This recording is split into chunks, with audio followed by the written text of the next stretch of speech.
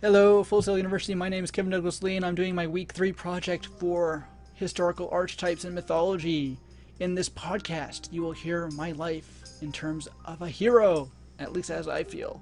And forgive me if I show that I'm a little bit of a shadow in myself as well, but I'm ultimately the hero, and I love me, and I think everybody should love themselves. And let's get started. So, first, we start with the departure. In this section, I will be discussing how I started my journey into life. My journey into life is a little bit different compared to most people's, and this is why. I died when I was born. On April 3rd, 1987, when I was born, I technically died because I went without air for 5 minutes. In that 5 minutes, doctors were able to revive me. However, as a result of losing oxygen for 5 minutes, my brain was partially damaged, and I ended up with a slight case of cerebral palsy. This made my life, up until now, very different compared to most people, and especially those even with cerebral palsy, with more severe cases, because as you can see, I look almost completely normal. Well, I look completely normal, but I'm always on that fine line between normal and handicap, and it's a little strange. But refusal to call, to me, would have to be the time in my life when I was developing. As a young baby, it took me a lot longer to learn how to do certain things like crawling or tying shoes. And I remember my parents telling me stories about how I would just refuse to do it. And it was, I was a child, and I didn't know what to do. I was confused. And this is when I started attending the Children's Hospital in Calgary, Alberta. These people put a leg brace on to my right side, and it strengthened my right side in a way that didn't really exist before. And this helped me in a big way because it made me realize that, hey, with just a little bit of help, I can lead a normal life. What if I didn't need that little bit of help? Crossing the first threshold to me was refusing to learn the methods of doing things that the doctors were trying to teach me at the Children's Hospital. They had been trying to teach me how to type one-handed, how to do various other tasks in ways that required the use of only one hand. Because my hands do mimic each other, they thought it would be best to teach me how to do things with one hand. And I told them no. I will learn to do things with both my hands.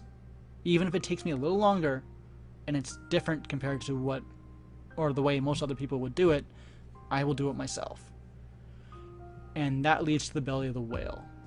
Signing up to play Little League Baseball with my brother. We are twins, we did everything together. I wanted to do this.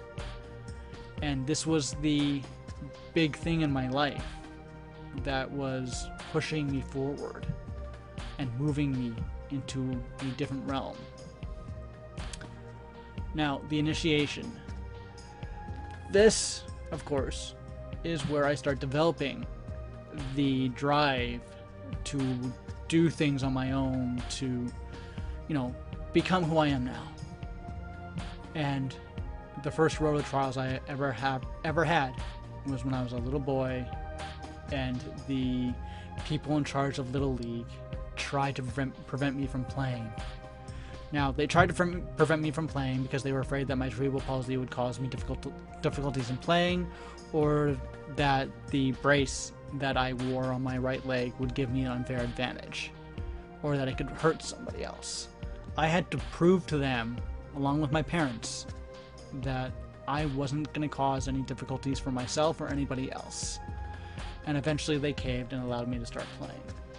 That was the first trial I remember as a young man. Now, meeting of the goddess.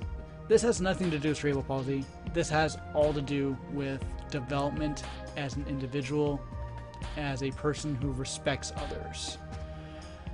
My first crush was Bianca Farah. We were good friends from a very early grade, around 3, and we were, very best friends up until we separated around grade 6. She didn't even really realize that I had a crush on her, but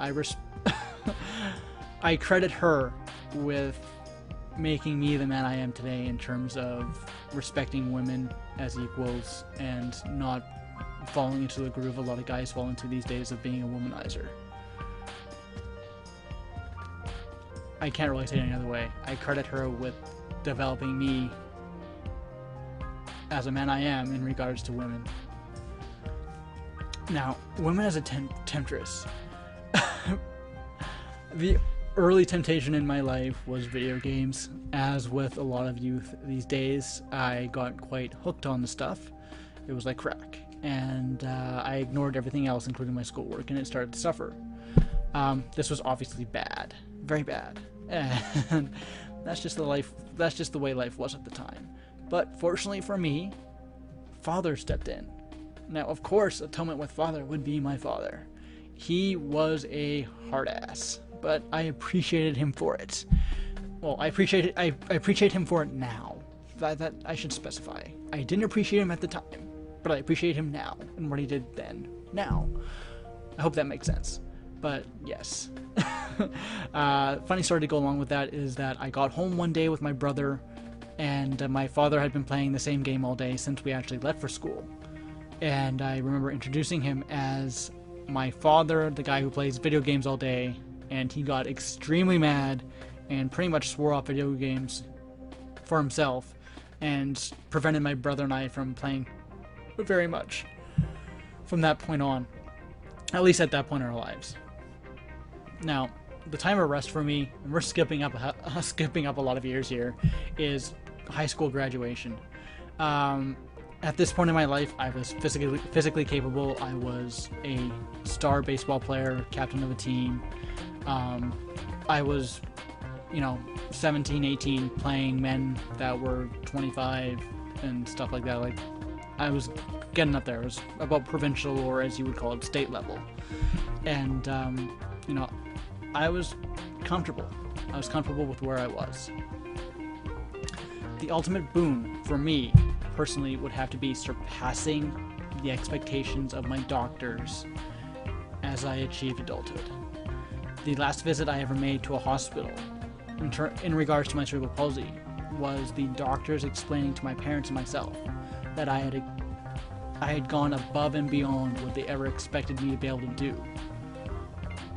And that made me the happiest person ever at that point in time, because it felt like I didn't have a disability at all. Even though I still do have one, it just felt like I didn't. Now, the return. Of course, the return. We have to return, don't we? So, refusal to return. I didn't really know what to do with my life after high school. I had my ultimate victory with being physically capable and going above and beyond what the doctors expected, but I didn't really have a purpose in life. I didn't know where to go, and that was a problem. And the magic flight for me was maintaining my physical strength and dexterity that I had gained through all the years of trying to prove that I could keep up and that I could beat what I call normals. And that was the magic trick for me. If I continue to work on myself, then I will always come out on top. Rescue from without, family and friends pushing me to do something with my life. And I credit this mostly to my girlfriend, who suggested that I start looking for something in the game industry because she knew I really liked video games. So, I love you, babe. I'm only here because of you. Well, I'm here because of you. Partially. Still love you. Crossing the return threshold. Planning my future education was a little difficult. Being in Canada, there aren't a lot of facilities directly geared towards the game industry. I could go to a regular university here and try to get in through a side route, but I chose to look for online methods, which led me, of course, to Full Sail University. My mastery of two worlds came at the time when I told my boss that I had applied for Full Sail University and that I would need to put my schoolwork first above anything else. He completely understood, and I was still able to maintain my physical appearance and my workouts along with the future education that I had planned.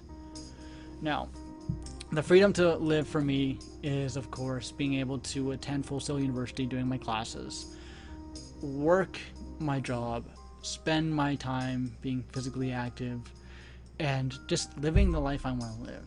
I feel very free now at this point in my life because I don't feel like I'm held back by my condition of cerebral palsy. I don't feel like I'm suffering in any way in regards to my education or my work. I'm moving forward in life. I'm happy. And that, of course, leads us to the end of this podcast. Hope you guys enjoyed it, and I will be uploading this to YouTube. Anyways, Kevin out. I hope you have a good time. Catch you later.